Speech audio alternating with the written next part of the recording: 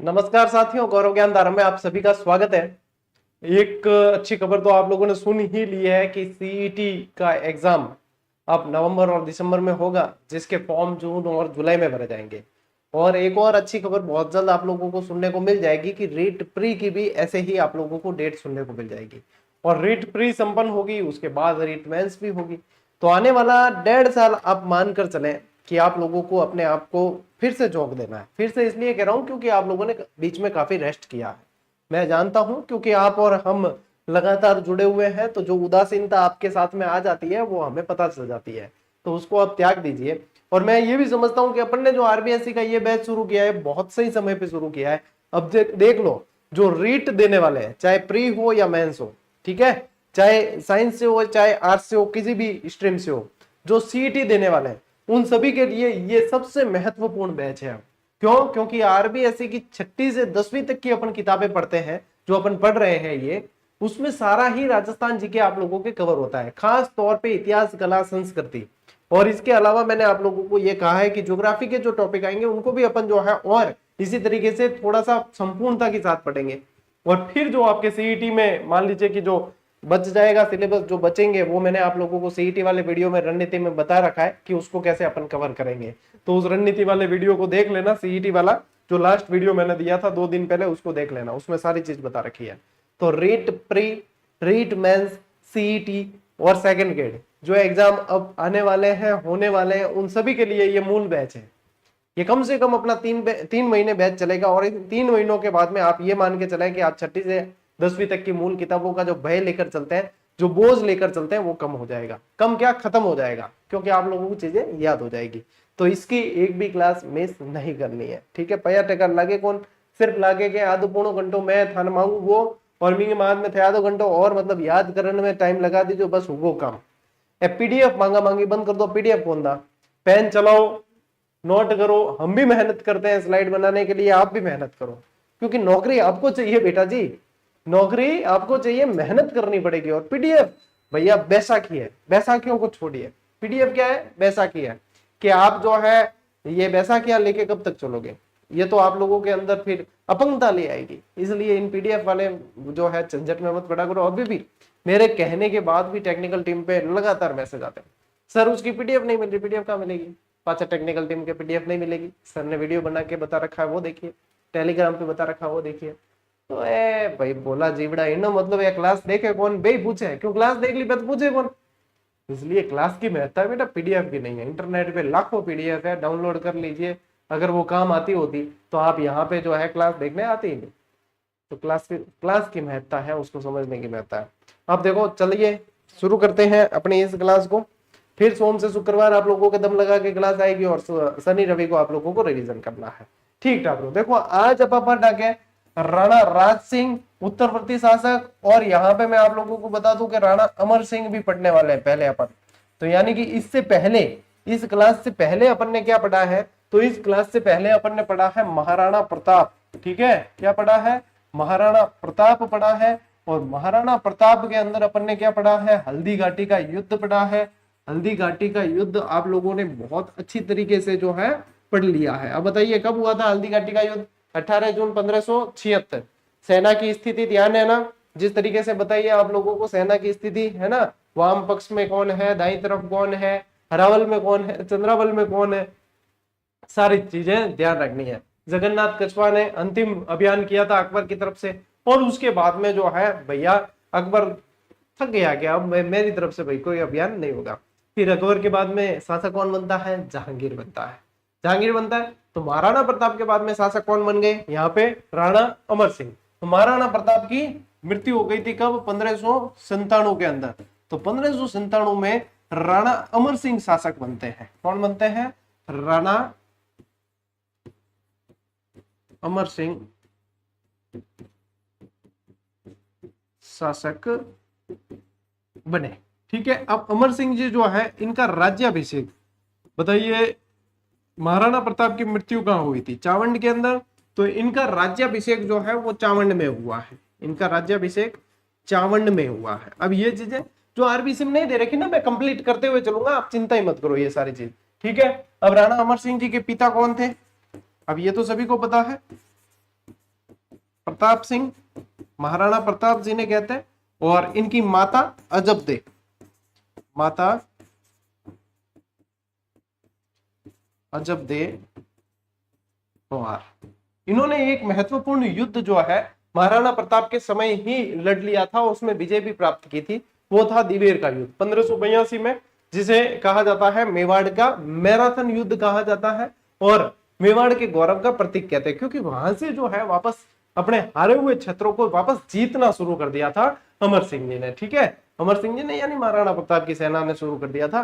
तो ये थोड़ी सी बेसिक जानकारी है, इसके बाद में अपन चलते हैं नोट्स मेकिंग पैटर्न पे। चलिए स्क्रीनशॉट लेना चाहो तो ले लो एक बार। ठीक ठाक लो। अब अब देखो आरबीएससी पैटर्न में थे शासक बनना, यानी कि 1597 में ये मेवाड़ के शासक बन गए थे। चावंड के अंदर राज्याभिषेक हुआ, मुगलों से संघर्ष। देखो शासन संभालने के बाद निरंतर मुगलों के आक्रमण हुए। अब मुगलों के आक्रमण यानी कि फिर देखो अकबर ने तो हथियार डाल दिया, अकबर ने नहीं किया आक्रमण, अब जहांगीर की तरफ से होते हैं। अब किसकी तरफ से होते हैं? जहांगीर की तरफ से, क्योंकि यहाँ पे मुगलों के अंदर शासक कौन बन गया था? मुगलों में शासक बन गया था जहांगीर। कौन बन गया था? जहांगीर। सलीम जिनके था, अकबर के तो शेखू बाबा। ठीक है, मेवाड़ अभियान। अब देखो 1613 मुगल सम्राट जहांगीर स्वयं अजमेर पहुंचा।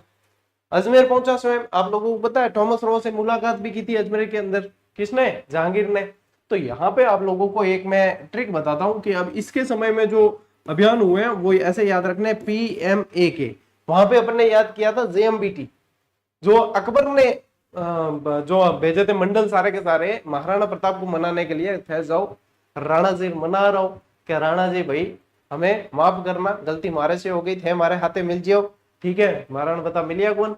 यहाँ पे जो है अब जहांगीर जो अभियान भेजता है वो आप लोगों को ध्यान रखना है, ये है PMAK। ठीक है, अब PMAK क्या है तो यहाँ पे आप लोगों को बहुत अच्छे से चीजें याद हो जाएगी। P यानी कि परवेज खान, P यानी परवेज खान, फिर M यानी महावत खान। ये कंटिन्यू जो भेजे गए हैं उनका क्रम आप लोगों को पूछ लेंगे तो याद हो जाएगा।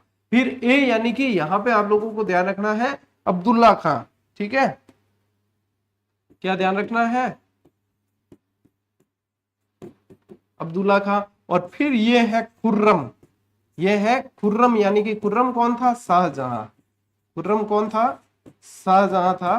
तो ये कंटिन्यू अभियान यहां से भेजे गए हैं। जो ये खुर्रम आया है वो 1613 में आया है, ये 1613 में आया। बाकी सारे इनसे पहले 1605, 1607, 1608 ऐसे आए हैं। ये 1609 में आया है। ठीक है, ये 1605 और 1608 इस तरीके से जो है ये यहाँ पे अभियान भेजे गए हैं। ये सारे के सारे अभियान किसके समय आए? अमर सिंह जी के समय, जहांगीर द्वारा किए गए प्रयास थे। तो फिर देखो 1613 के अंदर, क्योंकि आपके आरपीएससी की किताब में क्या दे रखा है? ये वाला दे रखा है। तो 1613 में अपने पुत्र शाहजहां यानी खुर्रम को जो है मेवाड़ अभियान का नेतृत्व सौंपा था। उससे पहले यहाँ पे ये प्रयास कर चुका था जहांगीर। तो ये वाले भी ध्यान रखने अपने आपको। ठीक है, फिर देखो मुगलों ने मेवाड़ से भीषण लूटमार और आगजनी कर संकट की स्थिति पैदा कर दी। अब इन्होंने देखो मुगलों ने क्या किया, ये पढ़ लिया अपन ने। चलिए एक लाइन में नोट्स बना के कि ये किया। अब मुगलों ने मेवाड़ के अंदर इतनी जबरदस्त स्थिति पैदा कर दी थी कि यहाँ मेवाड़ के सामने विकट स्थिति हो गई थी। क्या किया मुगलों ने?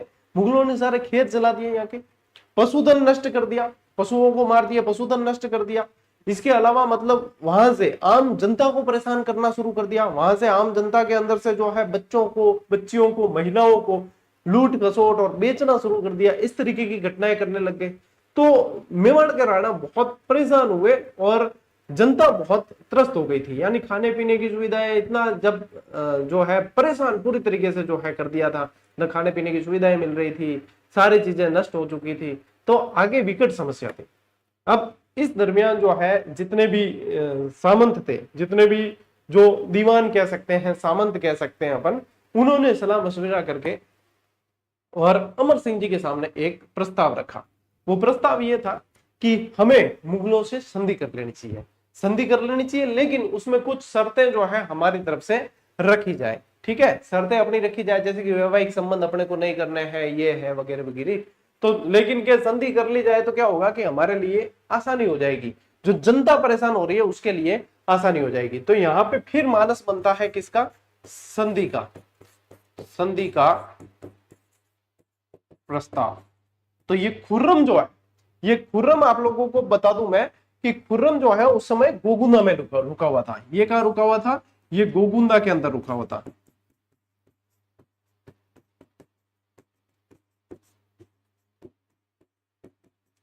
ये गोगुंदा के अंदर रखा था। अब यहाँ पे संधि का जो है माहौल बनने लगता है, तो यहाँ पे दो व्यक्तियों को भेजते हैं। एक तो होते हैं हरिदास झाला, हरिदास झाला और शुभकर्ण, शुभकर्ण, इनको जो है संधि प्रस्ताव लेके खुर्रम के पास भेजा।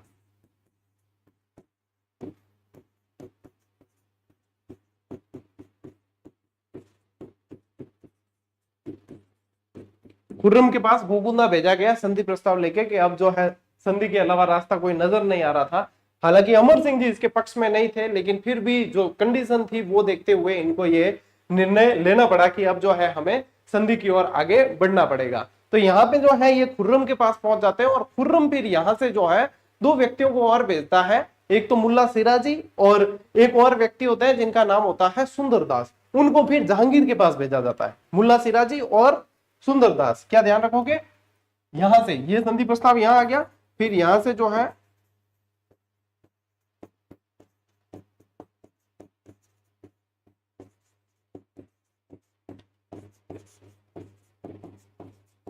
मुल्ला सिराजी और सुंदरदास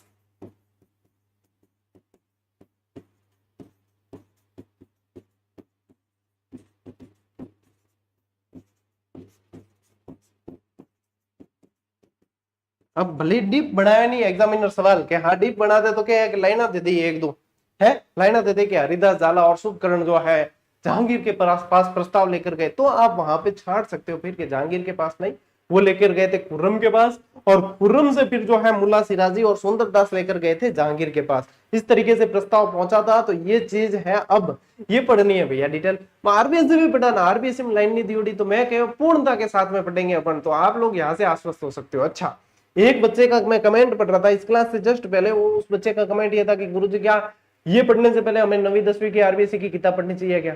अरे बेटा वो ही तो पढ़ा रहा हूं मैं, भले उन किताबों को आप पैक करके पेटी में रख दो, उसके अंदर जो कमी है वो मैं यहाँ पे पूरी करते हुए बहुत शानदार नोट्स मेकिंग पैटर्न पे पढ़ा रहा हूँ। एक शब्द भी उसका नहीं छूटेगा और एक भी ऐसी लाइन नहीं रहेगी जो एग्जाम में पूछी जाएगी और आपको मैं यहाँ पे पढ़ाऊंगा नहीं। बस इससे ज्यादा मैं आप लोगों को कुछ नहीं कह सकता। मेरा मतलब एक यूं समझ सकते हो कि मेरा एक तरीके से काफी समय से मेरी सोची हुई एक प्लानिंग थी कि मैं आरबीएससी पढ़ाऊंगा बच्चों को, और फिर ये माहौल बना मूल किताबों वाला, तो वो समय भी सही आ गया कि अब मुझे आरबीएससी पढ़ानी है 6ठी से 10वीं तक की, क्योंकि सिलेबस वाइज मैंने कई बार पढ़ा दिया। रीट का सिलेबस पढ़ा दिया मैंने, राजस्थान जी के पूरा का पूरा, सेकंड ग्रेड का पढ़ा दिया मैंने सिलेबस वाइज, फर्स्ट ग्रेड का फर्स्ट पेपर पढ़ाया हुआ है, सीईटी का पढ़ाया हुआ है, रीट मेंस रीट प्री पढ़ाया हुआ है, चतुर्थ श्रेणी का पढ़ाया, पशु परिचर का पढ़ाया। इतनी सारी चीजों की मैंने यहाँ पे प्रिपरेशन कंटिन्यू सिलेबस वाइज करवाई है। अब मेरा टारगेट था कि मैं अगली बार आरबीएससी कराऊं इनको, ताकि ये भी इनके पास में पर्याप्त हो जाए कि हाँ हम आश्वस्त है। बस तो यही चीज है। देखो जब जिम्मेदारियां लेते हैं तो जिम्मेदारियां हमें खुद पता होता है कि आगे क्या कैसे करना है। आप तो निश्चिंत होकर पढ़ो, लेकिन पढ़ना नियमित और इन चीजों को सीरियसली लेना, थोड़ा सा मजाक मस्ती में मत लेना, क्योंकि बहुत मेहनत लगती है बेटा क्लास के पीछे। स्क्रीनशॉट ले लो, मजाक मस्ती मत ले आगे बढ़ना। ओके, अब देखो संधि की पृष्ठभूमि कैसे बनती है। मेवाड़ के सामंत लंबे समय से परेशान हो रहे होते, चर्चा कर रहे होते हैं कि ये जो युद्ध चल रहे हैं उनसे थक चुके हैं, और क्या होता है कि उनकी जागीरें उजाड़ हो गई, उजाड़ कर दी गई, उनकी जागीरें उजाड़ कर दी गई। ऐसा माहौल बना दिया गया कि अब करे क्या, पीछे कुछ बचा ही नहीं, साधन संसाधन सब समाप्त कर दिए। तो सामंतों ने कुंवर कर्ण सिंह को अपने पक्ष में लेकर राणा अमर सिंह के पास संधि के लिए दबाव बनाया। ये लैंग्वेज ऐसे कैसे पूछी जाएगी आप लोगों को एग्जाम में।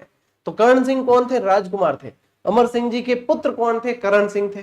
ठीक है, करण सिंह के बाद में जगत सिंह बनेंगे, जगत सिंह के बाद राज सिंह बनेंगे। तो इस तरीके से आप लोगों को ध्यान रखना है किसके बाद कौन सा शासक बन रहा है, ये भी चीज पूछी जाती है। तो यहाँ पे क्या है, कर्ण सिंह जो है इनको पक्ष में लिया सामंतों ने, और अमसा के पास में, अमर सिंह जी के पास में संधि के लिए दबाव बनाया। अमर सिंह जी इसके पक्ष में नहीं थे भाई साहब। अमर सिंह जी इस संधि के बाद में इतने दुखी भी होते हैं कि ये राजपाट जो है छोड़ के और संन्यास ले लेते, जंगलों में चले जाते हैं। ठीक है, क्यों? इनके ऊपर दबाव होता है कि मेरे पिताजी जो मुगलों के सामने झुके नहीं, संधि नहीं की, घास की रोटियां खानी स्वीकार कर ली, लेकिन कभी उनके सामने झुके नहीं, लेकिन परिस्थितियां ऐसी आ गई है कि मुझे झुकना पड़ रहा है। आत्मग्लानि इतनी हो जाती है, इनको इतना दुख होता है, इतनी चोट पहुंचती है अंदर कि ये जो है पूरा राजपाट छोड़ के और बाद में संधि के बाद ये जंगलों में चले जाते हैं, संन्यास ले लेते हैं। देखो सरदारों के भारी दबाव के कारण राणा अमर सिंह को झुकना पड़ा और मुगलों से संधि की अनुमति देनी पड़ी। उस समय की कंडीशन आप सोचिए, क्या कंडीशन हुई होगी कि जब इन्होंने इतने अपने पुरखों का इतिहास देखा है और अपने पिताजी के साथ में इतने ताकत और शक्ति से ये लड़े हैं, अपने पिताजी को लड़ते हुए इतना ताकत से देखा है और परिस्थितियां इनके सामने ऐसी आ गई कि इनको संधि करनी पड़ रही है। तो उस समय इनके ऊपर जो बीती है वो यही जानते हैं।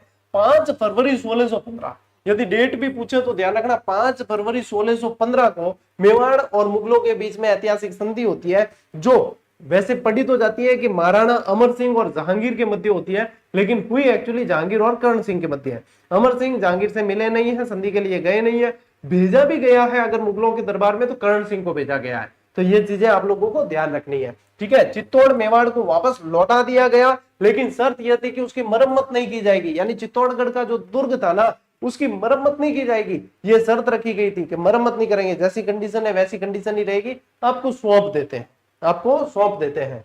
संघर्ष का अंत हुआ है इस संधि के साथ ही और पिछले 90 वर्षों से चला रहा मेवाड़ मुगल संघर्ष समाप्त हो जाता है।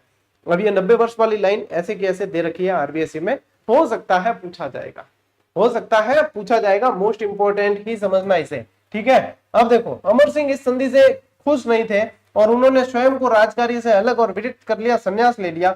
जहांगीर के शासनकाल में इसे एक बहुत बड़ी सफलता माना गया। ये तो है आरबीएससी की लैंग्वेज पूरी की पूरी, जो आपको मैंने नोट्स के रूप में दे दी। अब ये जो है ये एक्स्ट्रा फैक्ट है आप लोगों के लिए, ठीक है। ये एक्स्ट्रा क्यों है? क्योंकि ये आरबीएससी में नहीं है, लेकिन ये महत्वपूर्ण है। संधि किसके बीच में? अमर सिंह और जहांगीर, ठीक है। संधि की शर्तें क्या थी ये महत्वपूर्ण है। मेवाड़ महाराणा मुगल दरबार में उपस्थित नहीं होगा, ये शर्त रखी गई थी कि मेवाड़ महाराणा नहीं होगा लेकिन राजकुमार उपस्थित होगा। मेवाड़ का ज्येष्ठ राजकुमार मुगल दरबार में उपस्थित होगा, ये शर्त थी इसके अंदर। मेवाड़ मुगल वैवाहिक संबंध नहीं होंगे, किसी भी तरीके से इसका दबाव नहीं बनाया जाएगा कि मेवाड़ और मुगलों के बीच में वैवाहिक संबंध हो, विवाह संबंध नहीं होंगे। मुगल सेना में मेवाड़ के 1000 सैनिक होंगे, यानी मेवाड़ को 1000 सैनिक मुगल सेना में रखने पड़ेंगे और चित्तौड़गढ़ दुर्ग की मरम्मत नहीं की जाएगी। ये शर्तों के साथ में ये संधि हुई थी। संधि हुई कब थी? 5 फरवरी 1615। डेट भी याद करनी है और शर्तें भी याद करनी है, ये चीजें पूछी जाएगी आपको, बहुत अच्छे प्रश्न बनते हैं यहाँ से। तो ये संधि से रिलेटेड सारी डिटेल मैंने आप लोगों को बता दी और महाराणा अमर सिंह की क्या स्थिति थी वो भी मैंने आप लोगों को बता दी। और अंत में जो है महाराणा अमर सिंह जी की जो है आप लोगों को पता है कहां पे मृत्यु हो जाती है? आहड़ के अंदर मृत्यु होती है और आहड़ के अंदर ही महाराणा अमर सिंह जी की छतरी है।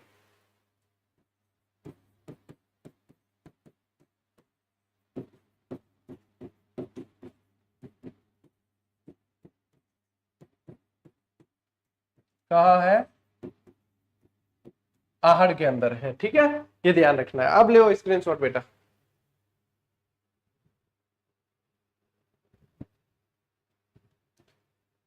चले आगे।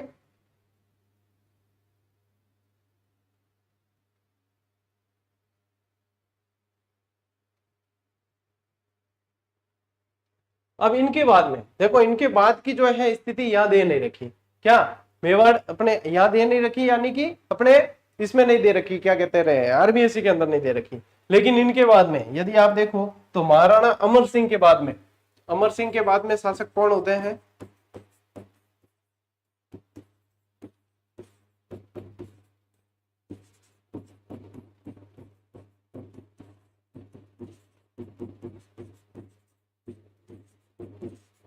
कर्ण सिंह शासक बने, लेकिन इतिहास में इतने जो है पूछने लायक प्रश्न कर्ण सिंह से बनाए नहीं जाते। कर्ण सिंह के बाद में जो बनते हैं जगत सिंह शासक बनते हैं। कौन बनते हैं? जगत सिंह।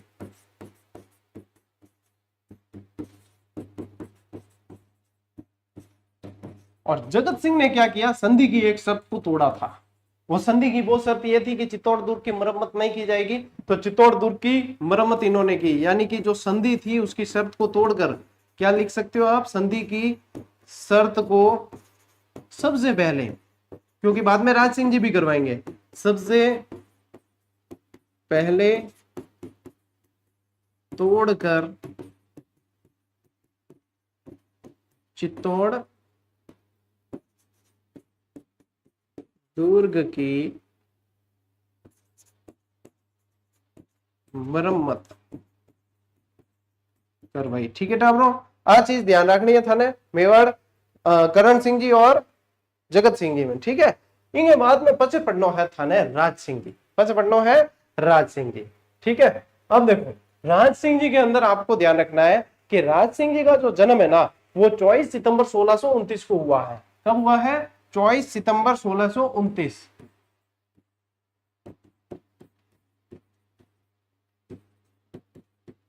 राज सिंह जी एक बहुत महत्वपूर्ण आप लोगों के शासक है, जिस जहां से प्रश्न बनते ही बनते हैं, और मेवाड़ मुगल संबंध यानी मेवाड़ मुगल शासक जहां टॉपिक दे रखा होता है वहां पे भी यहाँ से बहुत जबरदस्त प्रश्न बनते हैं। ठीक है, तो यहाँ पे आप लोगों को राज सिंह जी के बारे में ध्यान रखना। राज सिंह जी में स्टोरी भी आएगी टाबरों, बढ़िया।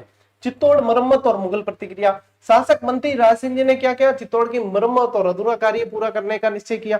तो इन्होंने जो है यहाँ पे मरम्मत कार्य करने लग गए। और क्या, मुगल सम्राट ने इसे 1615 की संधि की शर्तों के विरुद्ध माना, क्योंकि ये था ही, शर्त ये थी कि संधि वो नहीं किया जाएगा। लेकिन इनके पिताजी जगत सिंह जी ने भी किया था ये, और इन्होंने भी यहाँ पे निर्माण कार्य शुरू किया। तो मुगलों ने प्रतिक्रिया स्वरूप क्या किया? सादुल्ला खां को भेजा, 30,000 की सेना के साथ दुर्ग गिराने के लिए भेजा। 30,000 की सेना के साथ में भेजा था सादुल्ला खां को। ठीक है, अब जब राज सिंह जी दूरदर्शी सोच के भी बहुत थे, दूरदर्शी सोच का यहाँ पे इनके बहुत जो है पता चलता है कि इन्होंने देखा कि अभी भी कंडीशन अपनी इतनी जबरदस्त नहीं है कि अपन जो है वापस जो है वही स्थिति ला दें जो पहले स्थिति से उभर के आए हैं। तो इन्होंने क्या किया कि सादुल्ला खां आया, जितना जितना निर्माण कार्य किया था उस निर्माण कार्यों को, कंगूरों को और गिराया, और फिर ये जो है वापस चले गए।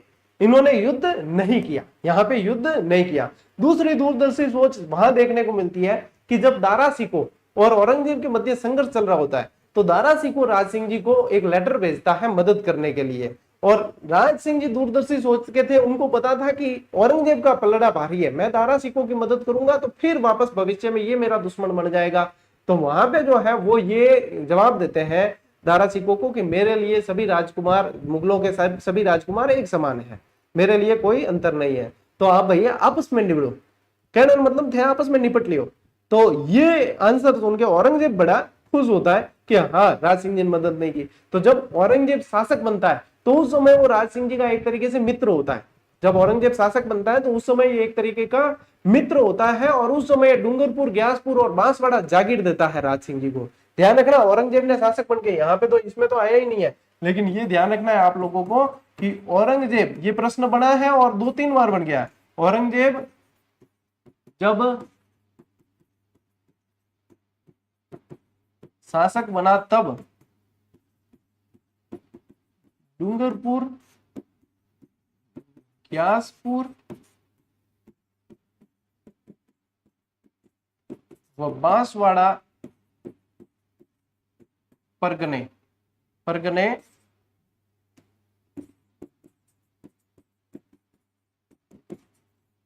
राज सिंह जी को देता है, मित्रता स्वरूप देता है। ठीक है, उस समय राज सिंह जी और इनके बीच में मधुर संबंध थे, मित्रता स्वरूप जो है ये देते हैं। इसी के साथ साथ और ये ध्यान रखें कि उस समय जो है राज सिंह जी ने टीका दौड़ करवाई थी, उस समय टीका दौड़ करवाई थी। अब टीका दौड़ क्या होती है? टीका दौड़ यानी कि एक तरह की मतलब शिकार वाली वो हो जाती है कि शिकार के बहाने, टीका दौड़ के नाम से शिकार के बहाने विरोधियों द्वारा जो क्षेत्र पे अधिकार कर रखा था आपने, उनको वापस हासिल करना, यानी मुगल चौकियों को जो है हासिल करना। तो इस दरमियान दरीबा, मांडल वगैरह जो क्षेत्र, इन पे काफी सारा मुगल चौकियों पे राज सिंह जी ने अधिकार कर लिया था। तो जब औरंगजेब शासक बना तो उसने दे भी दिए थे कि टीका दौड़ के तहत आपने जो जीते हैं वो आप वापस ले लीजिए, कोई दिक्कत नहीं है। तो यहाँ पे टीका दौड़ से रिलेटेड भी ध्यान रखना कि राज सिंह जी ने टीका दौड़ का आयोजन करवाया था। ठीक है, राज सिंह जी ने टीका दौड़ का आयोजन करवाया। अब देखो, राज सिंह जी ने संघर्ष टालने के लिए सेना हटा ली और मुगल सेना कंगूरे और बुर्ज गिरा के लौट गई। ये तो उस समय की बात। फिर उसके आगे की बात मैंने आपको बताई। अब देखो, इनकी तो मित्रता थी, लेकिन इनकी फिर दुश्मनी कैसे होगी? तो दुश्मनी होने के पीछे 2-3 कारण है। सबसे पहला कारण होता है साम्राज्यवादी नीति, ये हर युद्ध में और ये होता ही है। दूसरा कारण था राजकुमारी चारुमती, दूसरा कारण था राजकुमारी चारुमती। अब ये प्रकरण क्या था वो भी मैं बताता हूं। तीसरा कारण जजिया कर, कि गैर मुस्लिमों से लिया जाने वाला जो धार्मिक कर था वो जजिया कर कहलाता था, और वो जजिया कर पे रोक लगाई हुई थी, उसको वापस लेना शुरू कर दिया था औरंगजेब ने, तो वो था। ठीक है, औरंगजेब की फिर इलाहाबाद वाली घोषणा थी, उसमें यह था कि सारे मंदिर मस्जिद वगैरह जितने भी है उनको तोड़ा जाए। तो वहां से भी जो है धार्मिक भावनाएं आहत हुई, और इस तरीके से कारण बन गए कि राज सिंह जी और औरंगजेब एक दूसरे के कट्टर दुश्मन हो गए। ठीक है। अब यहाँ पे देखो ये आपके आरबीएससी में दे रखा है, मुगल उत्तराधिकारी युद्ध 1658 में चला, जब मुगल शहजादों द्वारा, और टीका दौड़ का आयोजन भी ध्यान रखना 1658 ही है, इसी का लाभ उठा के इन्होंने टीका दौड़ का आयोजन कर लिया था कि ये उत्तराधिकारी युद्ध में उलझे हुए हैं, तो महाराणा किसी का भी पक्ष नहीं लेते हुए टालम टोल करते रहे, और वो स्टोरी मैंने बता दी आप लोगों को कि टालम टोल किस तरीके से किया है। समझ रहे हो ना, सारी चीजें फ्लो में चल रही है वेब सीरीज की तरह, ठीक है। तो भैया ये चीजें सीधी की सीधी दिमाग में बैठनी चाहिए, जब ये चीजें दिमाग में बैठ गई तो फिर आप लोगों के बिल्कुल लीला लहर और पौ बारे 25 होने की व्यवस्था हो गई, समझो। ले स्क्रीनशॉट डालो।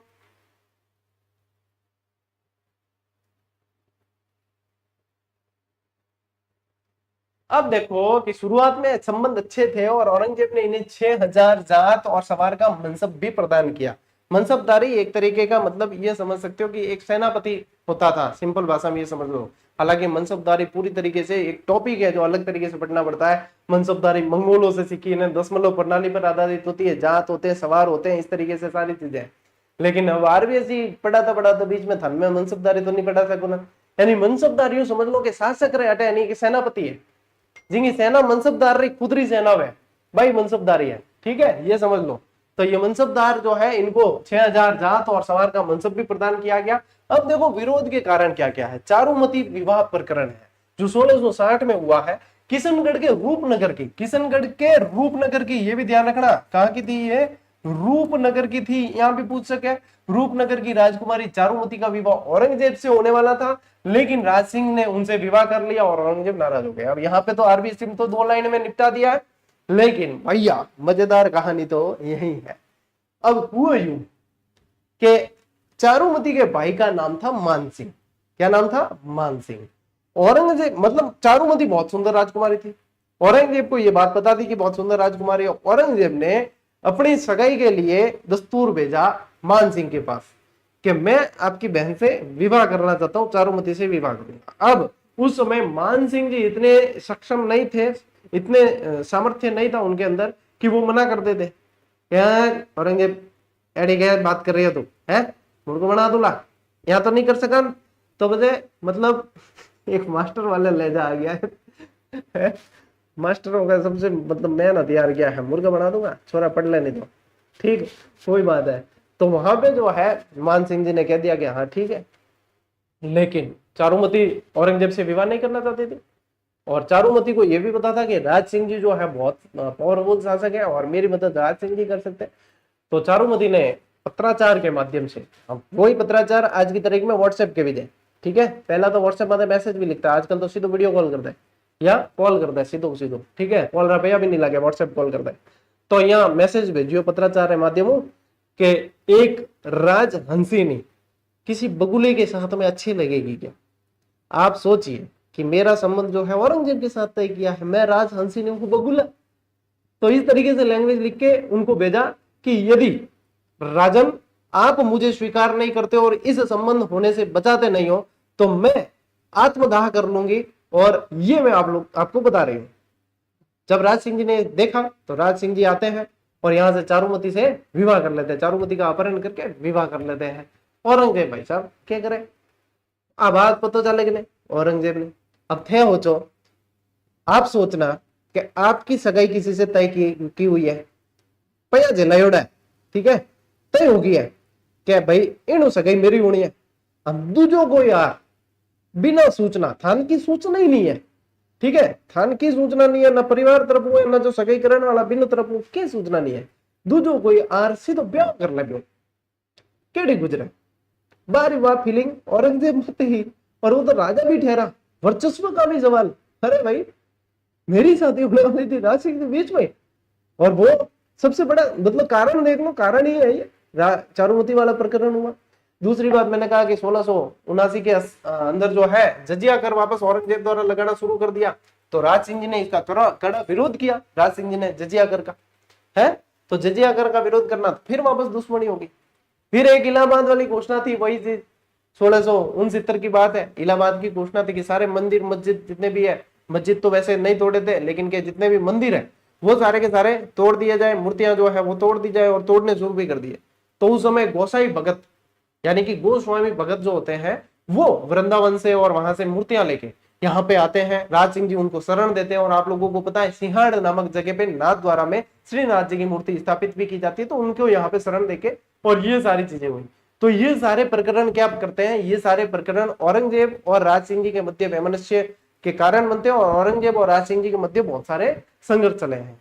इसी संघर्ष के अंदर सलूम्बर के जो रतन सिंह जी थे, उनकी रानी हडी रानी, जिनको कहते हैं सहल कंवर, हडी रानी कौन कहते हैं, हडी रानी के नाम से,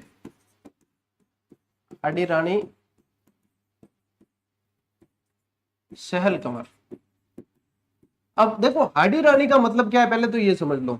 हाडी रानी सिर्फ सहल कंवर नहीं हुई है, ये भी बता दूं कि जो रानी रानी वो अपने कर्मावती थी, जो विक्रमादित्य की माता थी, राणा सांगा की पत्नी थी, वो भी हाडोती से थी, उन्हें भी हाडी रानी कहा जाता है। जो भी हाडोती यानी कोटा मोती बारा झालावाड़ यानी हाड़ा वंश के बेटियां जो है, हाड़ा वंशी चौहानों की जो बेटियां हैं, वो कहीं भी विवाह करके जाएगी वो हाडी रानी कहलाएगी। जैसे कि भाटी वंश की कोई बेटियां हैं, वो कहीं भी विवाह करके चली जाए वो भटियानी कहलाएगी, भाटी रानी कहलाएगी। ठीक है, यही हाडी रानी की ओर। तो एक बार वो तो है कंसेप्ट, जिन समझ में आओ बंद ध्यान है कि हाँ आने हाडी रानी। एक बार मैं पढ़ा तो मैं कर्मावती हाडी रानी पर यूं कर पढ़ा, और एक टावर भोड़ो आयो जब कमेंट करे, अरे गुरुजी हम तो आपसे पढ़ने आए थे, लेकिन अब तो पता चला आपको तो क्या ज्ञान ही नहीं है। मैं की एड की बात होगी, मैं तो टावर 5 साल हूँ तो ऑनलाइन पढ़ा रही हूँ, पहला भी मैं जो है 5-7 साल हूँ ऑफलाइन भी पढ़ा चुकी हूँ। एड की मतलब वो बता, मैं कहीं एग्जाम भी क्रैक करिया है, और ठीक है मैं खुद भी मतलब टॉप करे ना, सरकारी नौकरी हासिल करी, तो मैं मतलब क्या समस्या हुई जो मैं कि भाई तू कह रही हो कि थान पढ़ानो नहीं आवे गुरुजी, मैं बहुत आशा हूँ जुड़िया। तो क्या आपने गुरुजी इतनी बड़ी गलती की है, जो बिल्कुल सरल सी चीज है। हाडी रानी सहल कंवर को कहते हैं, आप रानी कर्मावती को जो है वहां पे हाडी रानी कर, मैं क्या कहवा है। मतलब अभी मैं के भाई साहब, आप अभी जिस सफर पे चल रहे हो उस सफर को तय करके हम वहां बैठे इंतजार कर रहे हैं। आप जिस स्कूल में अभी एडमिशन लेने के लिए जन्म प्रमाण पत्र दे रहे हो, उसके अंदर हमने प्रिंसिपल रह के और बीआरएस भी ले लिया है। बताइए अब इस चीज को कैसे एक्सप्लेन किया जाए। तो इसके लिए धैर्य जरूरी है, और इसके लिए सीखने की उम्मीद, मतलब सीखने की गुंजाइश अपने अंदर जिंदा रखनी जरूरी है। जब आपके अंदर हो जाता है कि हाँ एक किताब में एक लाइन पढ़ ली और हमने सब सीख लिया, नहीं होता। हम आज भी सीख रहे हैं, हमारे सामने आज भी नए फैक्ट आते हैं, जबकि इतनी क्लासें बढ़ा ली, इतने सारे सिलेक्शन दे दिए, फिर भी नई नई चीजें सीखने को मिलती है। तो सीखने की गुंजाइश हमेशा रहनी चाहिए। ठीक है, तो हाडी रानी समझ आ गई। हाडी रानी सहल कंवर का इंसिडेंट यह था कि जब इनके पति युद्ध के लिए जा रहे होते हैं, इनकी नई नई शादी होती है, जब युद्ध के लिए जा रहे होते हैं, तो ये जब युद्ध के लिए तैयार होते हैं तो एक सेवक को भेजते हैं, एक दासी को भेजते हैं कि रानी जी से जो है कोई निशानी लेके आई है, मैं अभी अभी शादी हुई है, मैं जाऊंगा, मुझे याद आएगी मैं निशानी देख लूंगा। जब वहां पे वो जाते हैं तो वो ये बात जब हाडी रानी को पता चलती है तो क्या युद्ध कराने जावे क्या, बट निशानियां देखी।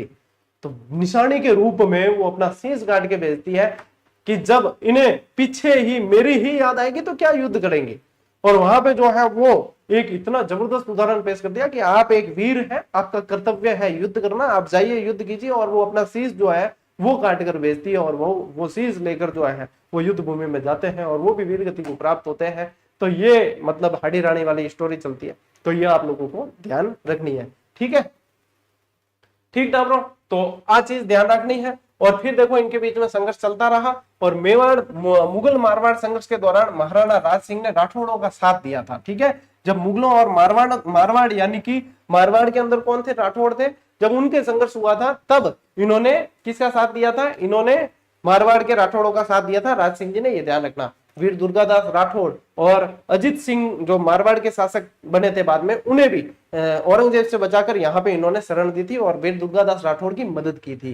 राज सिंह जी का निधन हो जाता है 1680 में, महाराणा राज सिंह जी की मृत्यु हो जाती है। ये चीज आप लोगों को ध्यान रखनी है। ले स्क्रीनशॉट, राज सिंह जी से रिलेटेड मैंने आप लोगों को चीजें पढ़ा दी। अब देखो राज सिंह जी के समय एक झील का निर्माण होता है जिसको आपको ध्यान रखना है, वो है राजसमंद झील। ठीक है, अकाल प्रबंधन के लिए राज सिंह जी ने गोमती नदी के पानी को रोककर झील का निर्माण करवाया।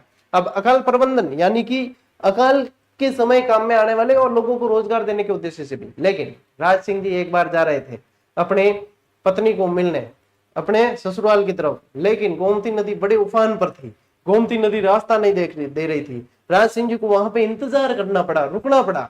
तभी मन मन राज सिंह जी ने ठान लिया था कि मैं इस गोमती नदी का कुछ ना कुछ इलाज जरूर करूंगा। और जब वर्षा ऋतु चली गई तब इन्होंने यहाँ पे जो है ये इस नदी को बांध कर राजसमंद झील बनाई, और ये चीज जो है ये भी इतिहास के अंदर प्रसिद्ध हो गई, और बहुत बड़ी झील है ये, ठीक है। तो गोमती नदी के पानी को रोककर इस झील का निर्माण कराया। राज प्रशस्ति शिलालेख इसी पे खुदा हुआ है। झील के उत्तरी किनारे पर नौ चौकी पाल नामक स्थान पर इसे लगवाया गया है। और ये नौ चौकी पाल इसलिए क्योंकि इसके अंदर 9 सीढ़ियां है।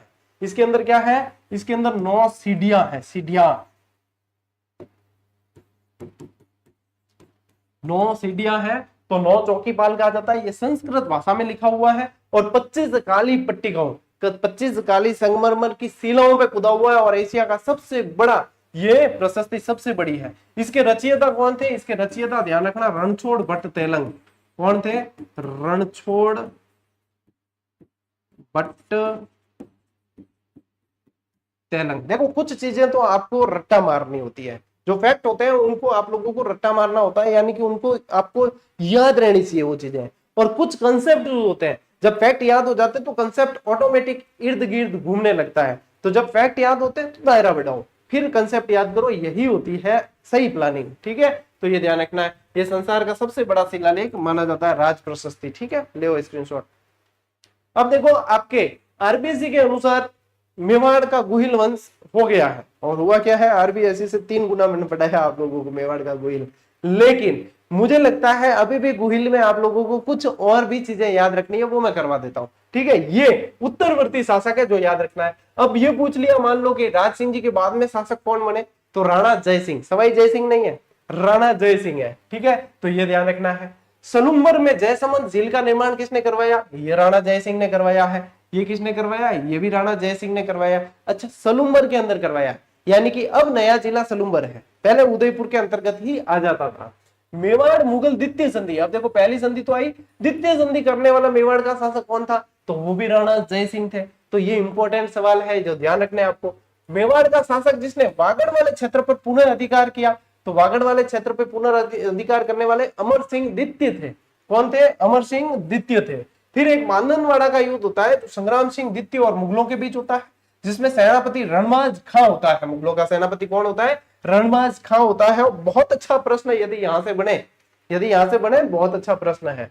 और कर्नल जेम्स टॉड ने किसके बारे में कहा कि बापा रावल की गद्दी का गौरव बनाए रखने वाला वह अंतिम राजा था? ये कर्नल जेम्स टॉड ने किसके बारे में कहा है? वो संग्राम सिंह द्वितीय के बारे में कहा है। किसके बारे में कहा है? संग्राम सिंह द्वितीय।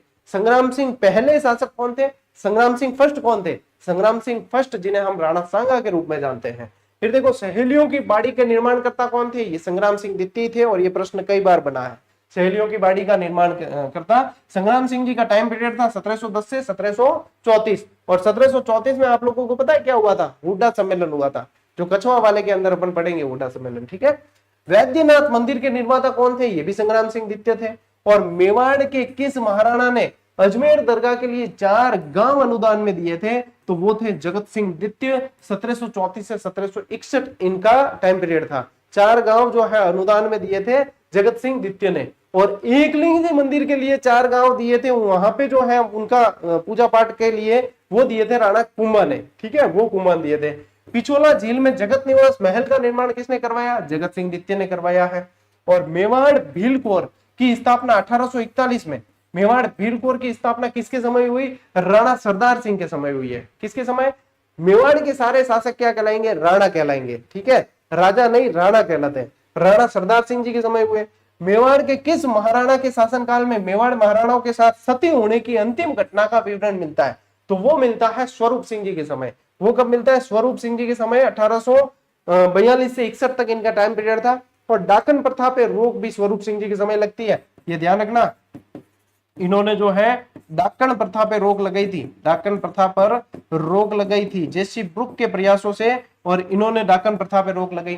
फिर ध्यान रखना इनके बाद में फतेह सिंह होते हैं, और उनके बाद में भूपाल सिंह होते हैं, ठीक है। मुख्य शासक बता रहा हूं कि इनके बाद में फतेह सिंह भी ध्यान रखना है आपको, और फिर भूपाल सिंह भी ध्यान रखना है, ठीक है। तो ये ध्यान रखना है आप लोगों को। चलिए, ये उत्तरवर्ती शासक बहुत मोस्ट इंपॉर्टेंट है, स्क्रीनशॉट ले लो जी। ठीक था ब्रो। तो ये आप लोगों के हुआ। और सुनो सुनो सुनो, जाना मत।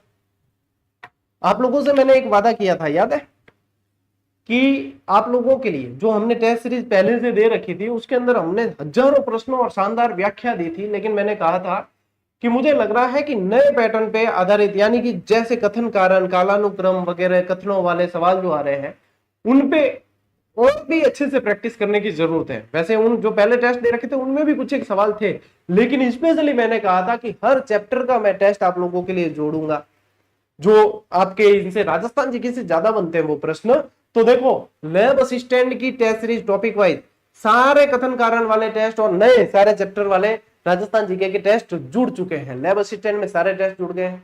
वरिष्ठ अध्यापक के अंदर राजस्थान जीके के सारे टेस्ट जुड़ गए हैं। बोनस टेस्ट जिन्हें कहा है, कोई 1 रुपया अतिरिक्त नहीं देना। जिन्होंने पहले ज्वाइन कर रखी या अब भी करेंगे तो जो शुल्क है वही शुल्क है, एक्स्ट्रा कोई शुल्क नहीं लिया जा रहा कि हम आप लोगों के लिए इतनी मेहनत कर रहे हैं तो हम और लें आपसे, ऐसा नहीं है। उसी के अंदर हम मेहनत करके आपको दे रहे हैं, तो उसमें जुड़ गए। स्कूल व्याख्याता के अंदर राजस्थान जीके के जुड़ गए। अब और काम चल रहा है वरिष्ठ अध्यापक के अंदर, जो इंडिया और विश्व वाले जो टेस्ट है उनके अंदर टेस्ट बन रहे हैं, पॉलिटी वाले टेस्ट बन रहे हैं, कथन कारण वाले, ठीक है। और स्कूल व्याख्याता के अंदर भी सेम एज इट इज है। अब कुछ समय में वनपाल और ये जो टेस्ट सीरीज है इनके अंदर भी जुड़ जाएंगे। तो निरंतर इस पे काम चल रहा है, तो इसलिए अब अभ्यास जरूर करना। यदि उदासीनता इसके मामले में आ गई है, मैं आप लोगों को बिल्कुल कह सकता हूं कि इस शुल्क में और इस तरीके से अभ्यास राजस्थान में तो आपको कोई नहीं करवा सकता और नहीं करवाएंगे, क्योंकि देखो खर्चे बहुत होते हैं, लेकिन ये सेवा के उद्देश्य से चलाया गया एक एफर्ट है कि हर व्यक्ति प्रैक्टिस कर सके। उसके लिए उसे आर्थिक दृष्टि से समृद्ध होने की आवश्यकता नहीं है। वो चाहता है कि हम प्रैक्टिस करें तो वह प्रैक्टिस करेगा, और वह चाहता है कि हम बेहतर प्रैक्टिस करें, बेहतरीन प्रैक्टिस करें तो वो करेगा। उसकी व्यवस्था हमने कर दी है। यदि अब भी आपको सोचना पड़ता है इन चीजों के लिए, तो भैया ये दिन नहीं आने वाला कि भगवान खुद ऊपर से आके कहेंगे आपको कि ले बेटा अब प्रैक्टिस कर ले, ऐसा नहीं आएगा। यही समय है, इसको यूटिलाइज करें, प्रैक्टिस करें, जीजीडीएफ में जाएं, रजिस्ट्रेशन करें, और आपका जो एग्जाम आप देने वाले हो उसकी टॉपिक वाइज और मॉडल पेपर दोनों टेस्ट सीरीज प्रोवाइड करवाई हमने, जो है अवेलेबल, वहां से ज्वाइन करें और दमदार प्रैक्टिस करते चले जाएं।